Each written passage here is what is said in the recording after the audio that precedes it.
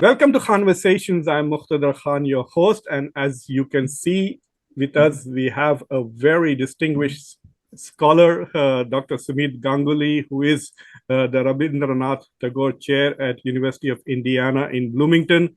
I've all my life I've been reading Professor Ganguly, and I know I might upset a few people, and those few people are just two or three probably, when I say that Dr. Ganguly is perhaps the most prominent scholar on Indian foreign policy and South Asia, and he has been so for quite a while. He has over 20 books which he has written or edited or co-edited on the subject. He is a member of the Council on Foreign Relations. He is a fellow at the Foreign Policy Research Institute, which is right here in Philadelphia. He's also been a visiting scholar at the Army War College. He is editor of, or is on the editorial board of some significant security journals. And he is also very well known in security studies besides the foreign policy issues. So during the course of this conversation, I will be sharing a lot of Dr. Ganguly's books so that you can also look at them. I will post a link to his author page on Amazon in the video description, so you can go and get some of his books. And he's here today to talk about his chapter in the edited volume that I've published with New Lines Institute, titled The Rise of India as a World Power. Dr. Ganguly's title is also very similar to the book, but with a question mark at the end of it. So welcome to Khanversations, Professor Ganguly. Thank you for having me. So I'm going to dive right away into the first question. But before that, I often forget to say these things, but this is what I call office work. For those of you who are watching Khanversations, don't forget to subscribe to the channel. Make sure you like the video, press the bell icon. And then after you have enjoyed the talk, please share this with your social and academic network. And those of you who like to support Khanversations, please join the channel, and you can see the join button right next to the subscribe button. Professor Ganguly, my first question to you is about the 4 things that you identify in your chapter as potential barriers to India fully realizing its potential as a world power. One of that was the perception that the US is, that India has some hesitancy and suspicion with regards to the United States, which it seems to have overcome to a great extent, but apparently it is still lingering. The second one is you're worried about domestic issues such as poverty and also environmental consequences of India's rapid development. The third barrier you hint at is the rise of India's lurch towards authoritarianism. And the fourth one that you talk about is India's failure to terminate its rivalry with Pakistan. So my question to you, sir, is very simple. Do you think that there is a chance that India's rise to power could be derailed by any of these challenges that it faces? There's no question in my mind that one or more of these challenges that I have identified in my chapter could derail India's rise. And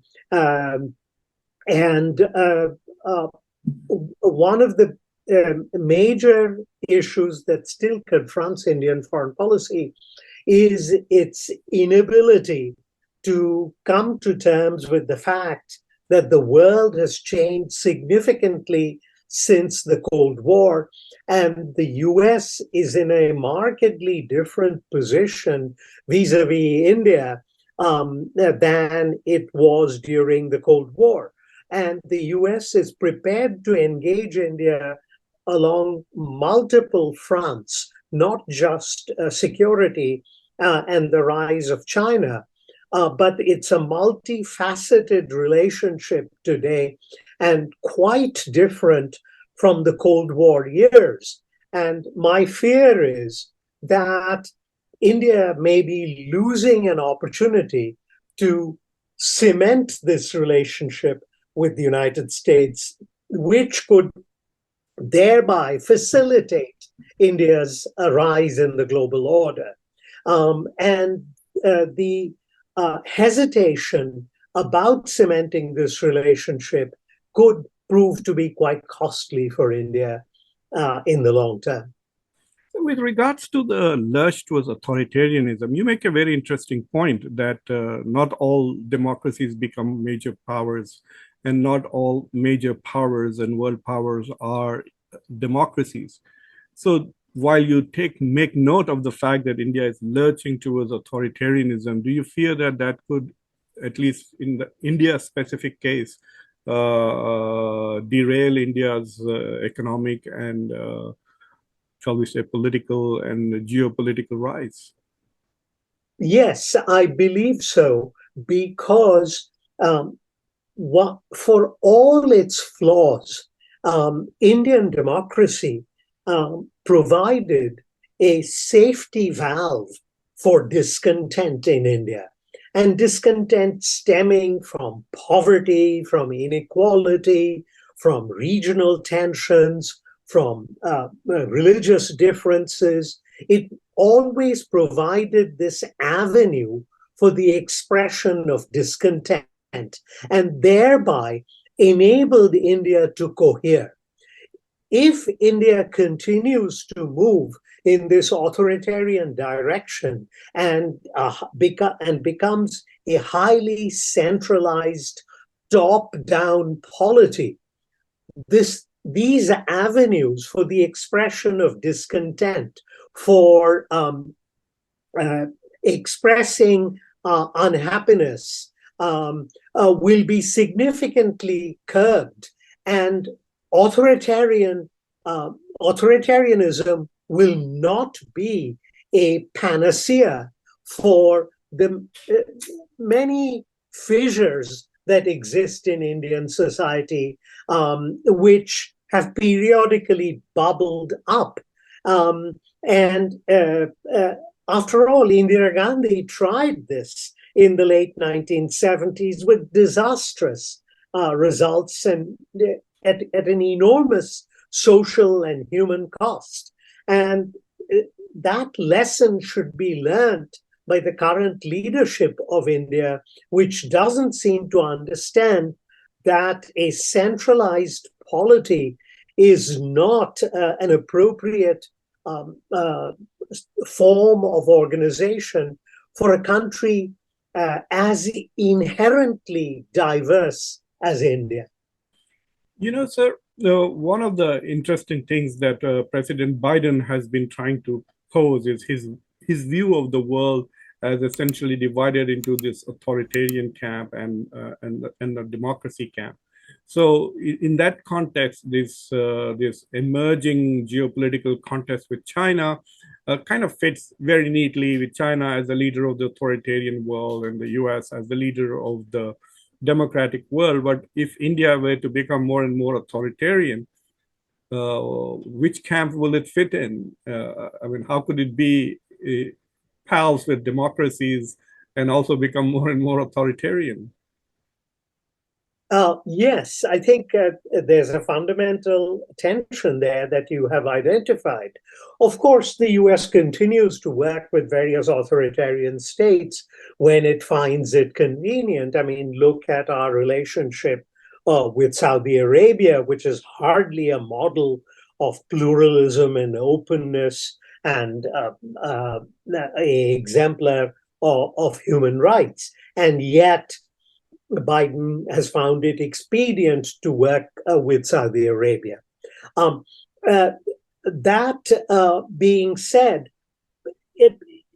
the U.S. may continue to work with India, but I think two issues will probably undermine the relationship. One, while Biden and much of the administration is counting on India to be a balancer against China, if India fails to deliver on that issue and continues this authoritarian lurch, then its utility to the United States will be significantly diminished. And at some point, the US will walk away. Already, there are various members of Congress, both in the House, more in the House, less in the Senate, who have spoken out about India's drift towards authoritarianism and has critiqued the Biden administration for its unwillingness to forthrightly speak out about some of the more unfortunate developments in India in terms of personal rights and civil liberties and religious tolerance and the freedom of the press and the like. Yeah, Mr. Biden has personally experienced it now. I mean, he, in spite of many requests by Jake Sullivan and the White House staff, he did not get an opportunity to hold a press conference in Delhi after his meeting with Prime Minister Modi. Your last observation in terms of a barrier was India's failure to terminate its rivalry with Pakistan. The way Pakistani foreign policy seem to have functioned for the last 40, 75 years seems to be to basically it's Kashmir oriented and unwilling to make friends with India. I mean, their prime ministers have talked about 1,000 years of hostility and warfare with India. I mean, is there a possibility of India terminating this rivalry? Like, how could India go about doing this without winning a massive, decisive war? And who can predict what happens in a war? You make a very important point here. Terminating this rivalry will not be easy. There have been moments when the rivalry might have come to a close.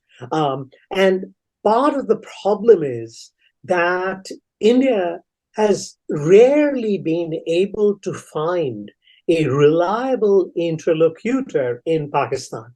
Bhutto, Zulfikar Ali Bhutto, had a unique opportunity after the 71 war to finally settle the dispute with India.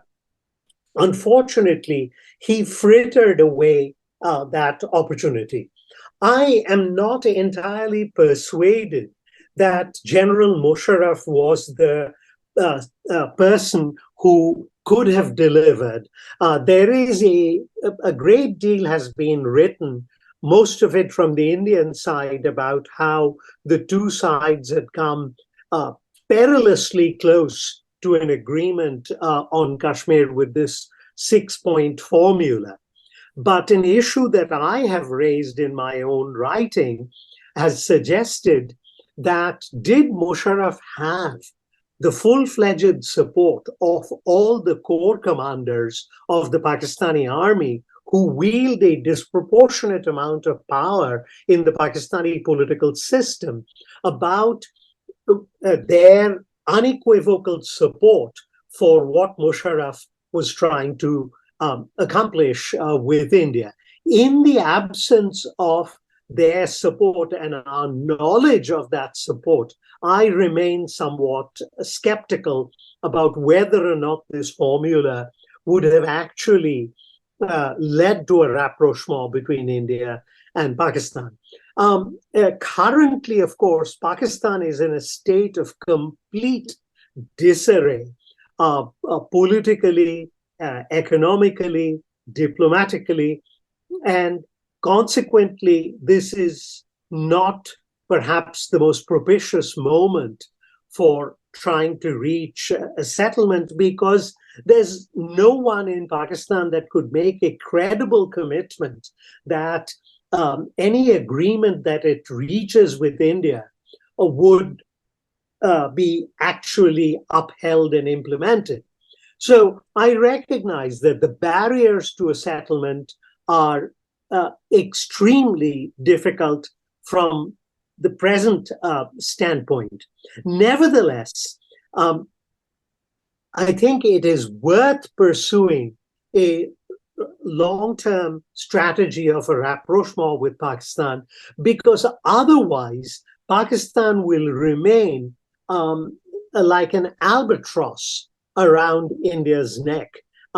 Despite the growing disparities between the two countries, economically, militarily, diplomatically, and the like. Nevertheless, this will remain a constant trying irritant that India will have to cope with, as was demonstrated in Kashmir just about a week ago, with yet another terrorist attack and the deaths of several Indian military personnel. Yeah, no, I think the Anantnag episode is not yet over. It's been going on for the last 5 days, and it does challenge India's uh, claims about normalization in Kashmir. In the beginning of your chapter, you point out to the fact that the early founders of India were convinced that India was destined to become great power and play an important role in world politics. It is very interesting. It's like, I mean, Americans developed this manifest destiny and the vision of America as a city on the hill. It took about 100 years. But Indians, I think from day one, seem to have had this perception that India is also a city on the hill that everybody would like to look at. I mean, the words are different. Today we talk about Vishwaguru.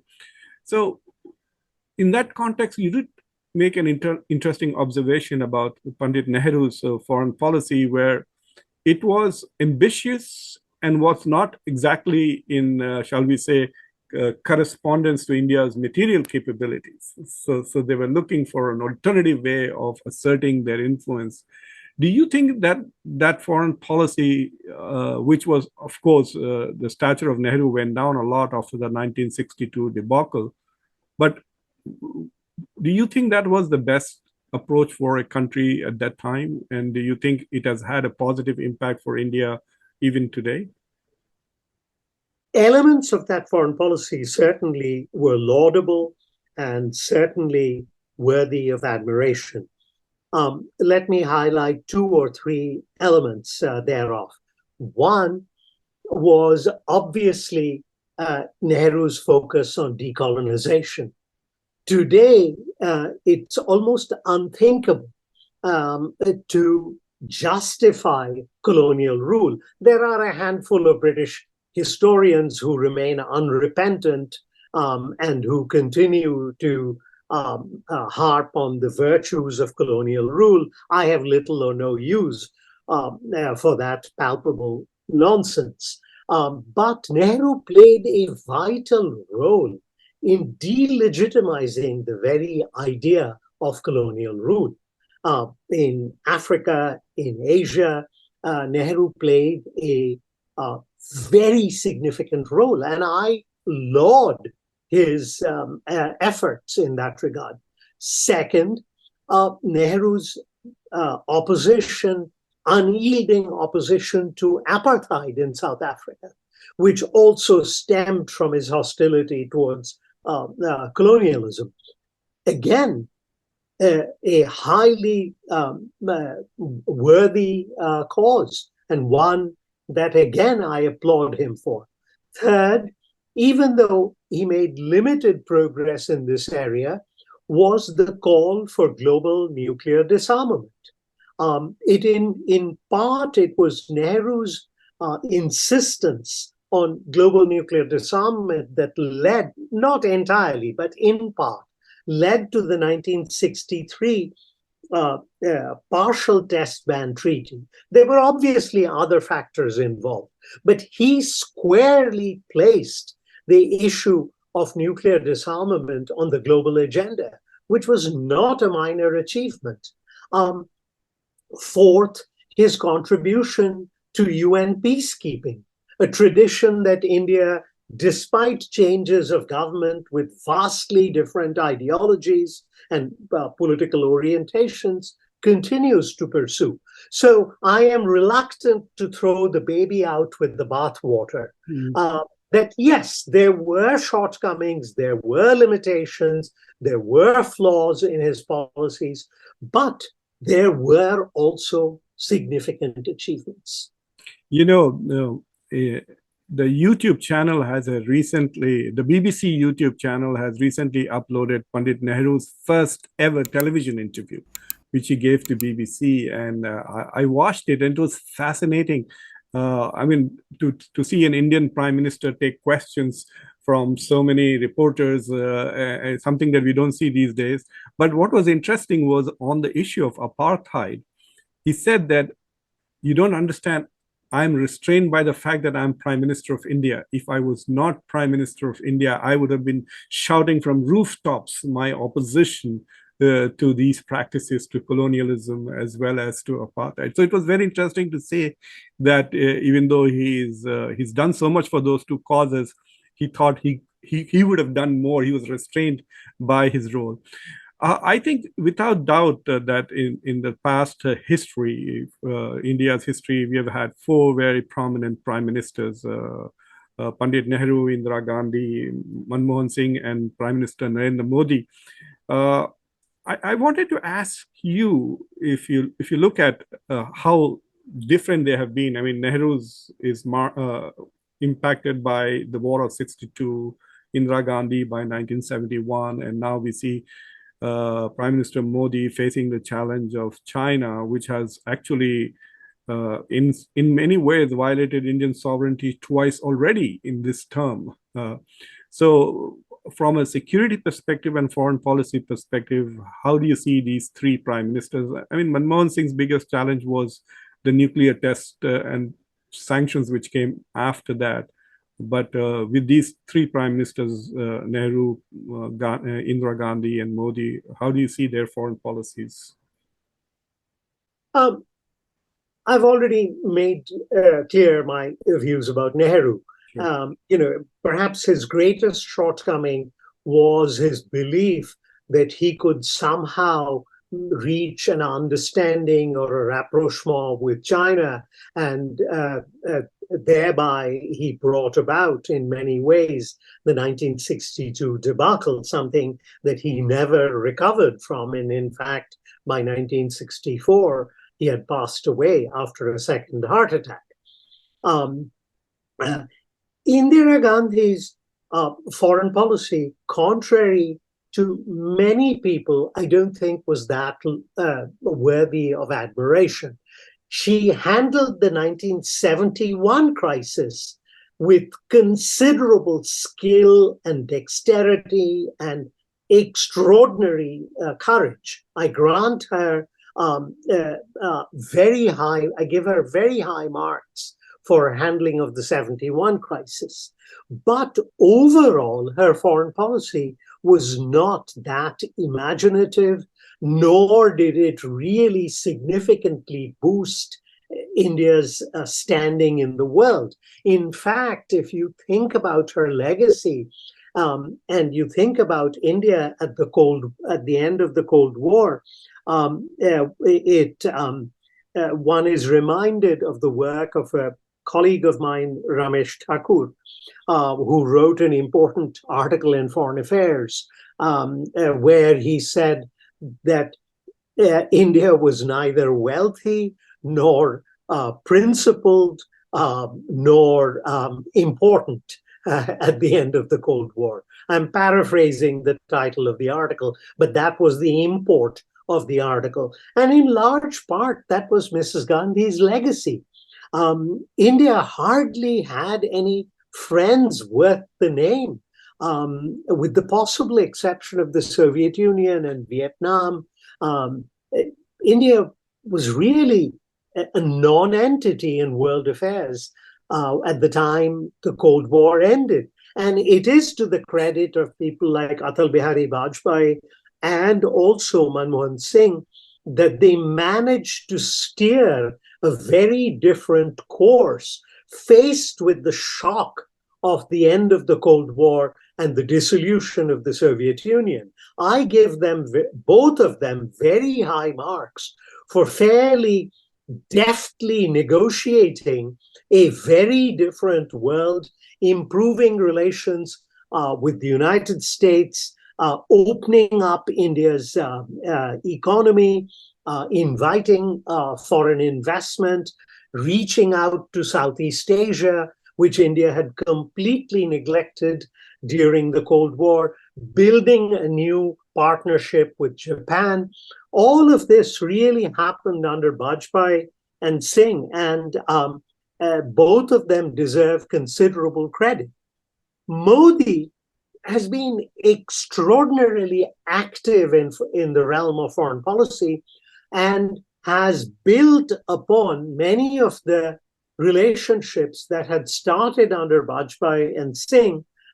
For example, the relationship with the United States, the relationship with Israel, and simultaneously maintaining very good relations with the Arab world and particularly the Gulf states. And I do give Modi credit for his skillful handling of maintaining a robust strategic partnership with Israel while simultaneously building a complex set of relationships with the Gulf countries. To that extent, I give him credit. But at some point, domestic developments in India, especially given the hostility of his party towards Muslims, could have repercussions on India's ties to the Gulf. The Gulf states have largely overlooked India's domestic shortcomings, but I don't know that they will indefinitely do that. Where Modi has failed is to forge a meaningful and worthwhile policy towards the People's Republic of China.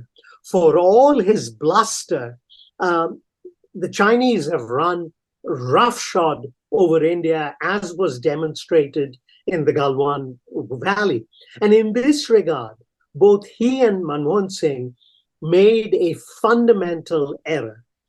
Both of them believed that if you built up a robust economic relationship with China, economic interdependence would serve as a kind of a solvent to the tensions and also enable India to set aside the nettlesome border issue. I wrote that this was a flawed strategy, whether under Singh or under Modi. And sadly, the events of 2020 affirmed my reservations. Yeah, I mean, India today has $100 billion trade deficit with China. That's quite remarkable. And there is some funny accounting going on in an effort to show the United States as the number one trade partner with India. But I think in 2022, China was the number one trading partner with India. And we will see what happens in 2023. Clearly, the US is forging ahead, and there are some restrictions that India is posting with regards to China, like the laptop ban that or the restrictions on laptop imports. I mean, this is a broad question that I have. But do you see the possibility of a war in South Asia in the near future between India and Pakistan, or India and China, or the worst nightmare where India has to face both of them at the same time? And would the United States then intervene directly on India's behalf?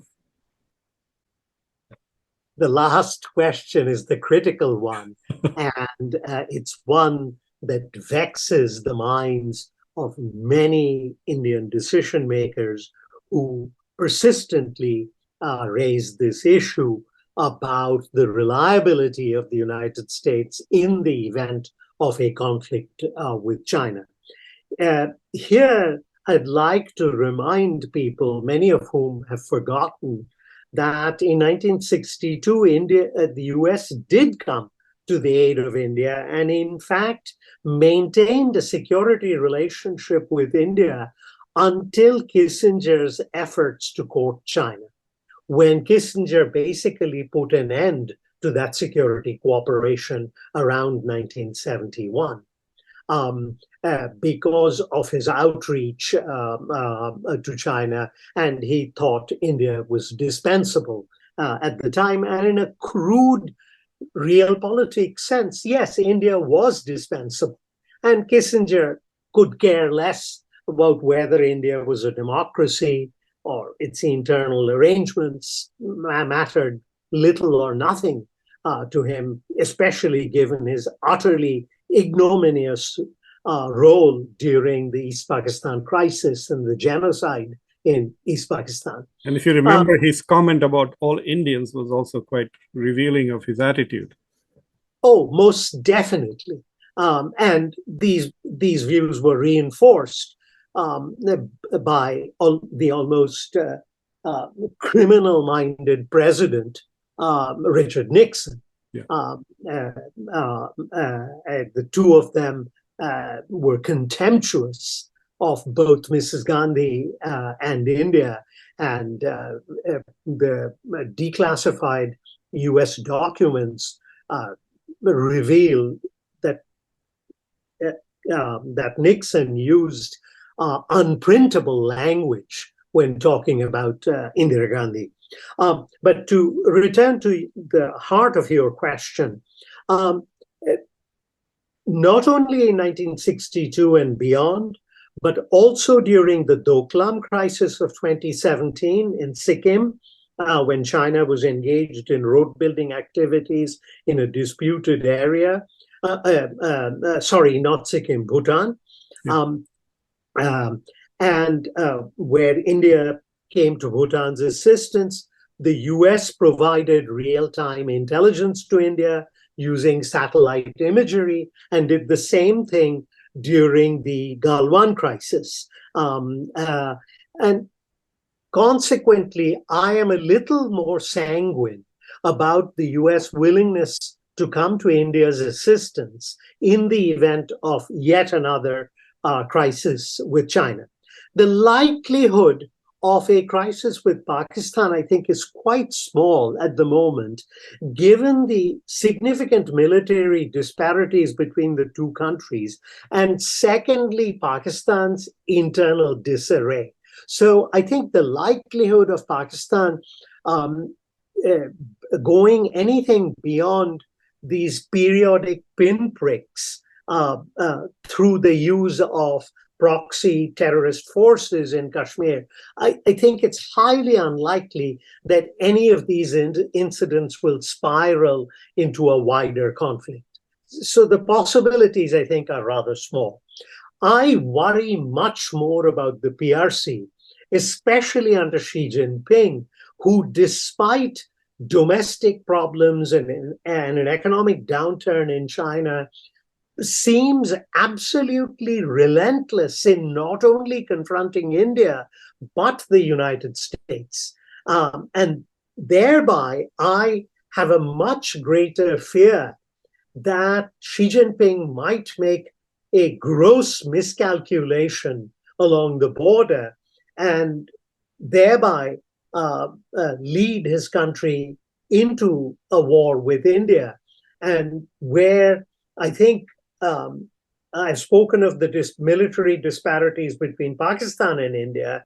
Now it's time to speak about the disparities between China and India. The Chinese infrastructure along the border is superior. Their troops are better trained, are better equipped, and there's a certain ruthlessness on the part of Xi Jinping that worries me no end.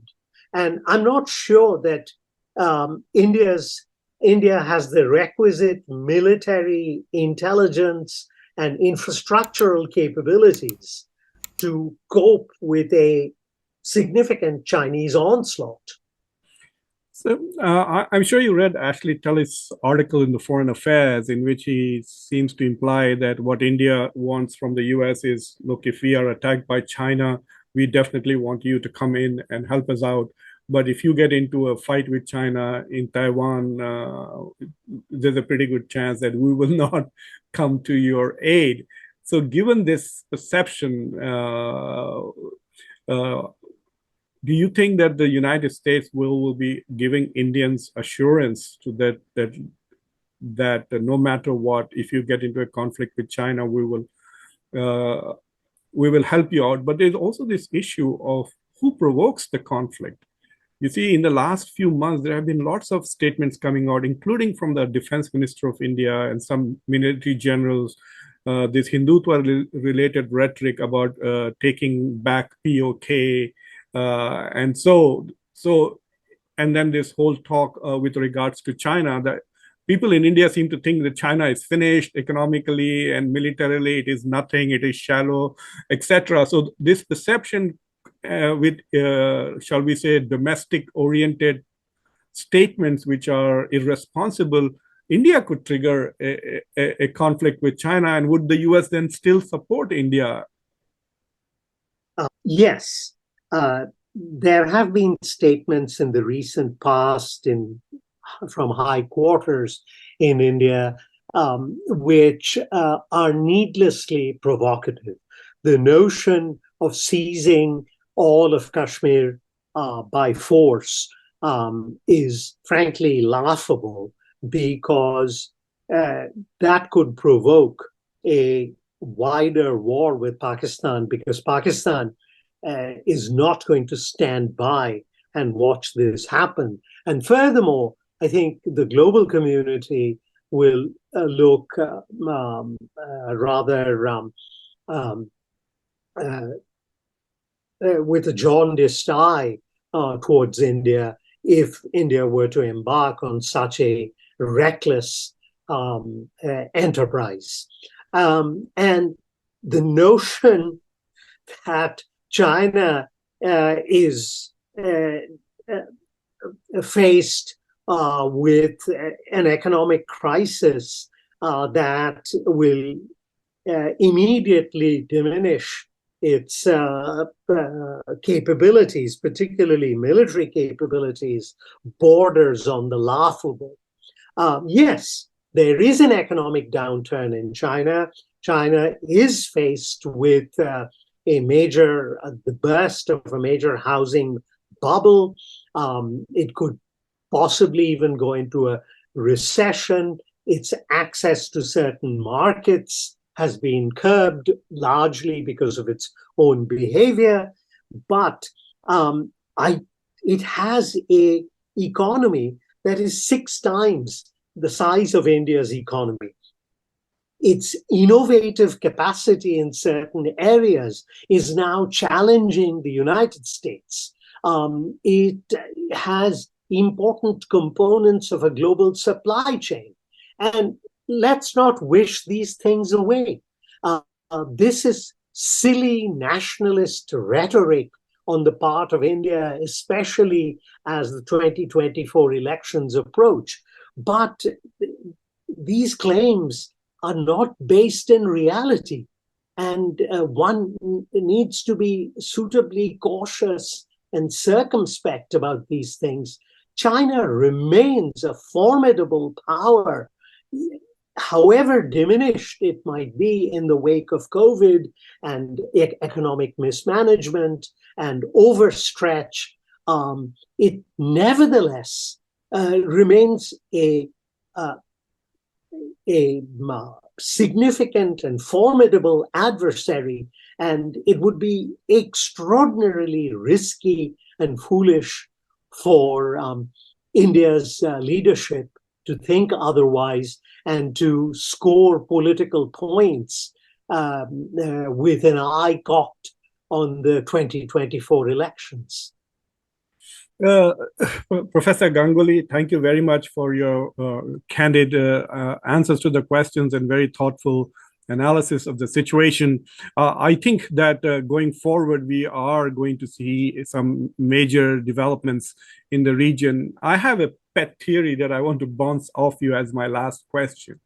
I feel that if India does not, that India and China both do not come to some kind of accommodation quickly, then this century will remain America's century, and India will become an instrument of perpetuating US and Western hegemony by trying to contain China. However, if India and China come to an accommodation very soon, in the next 4 or 5 years, then the 21st century will be the Asian century, when these two countries can then openly trade with each other and with ASEAN, and the promise of Asian economic resurgence is more likely to be fulfilled. So this relationship between this trio, India, China, India, US, US, China, is going to determine the future of this century. And I think India is the kingmaker. The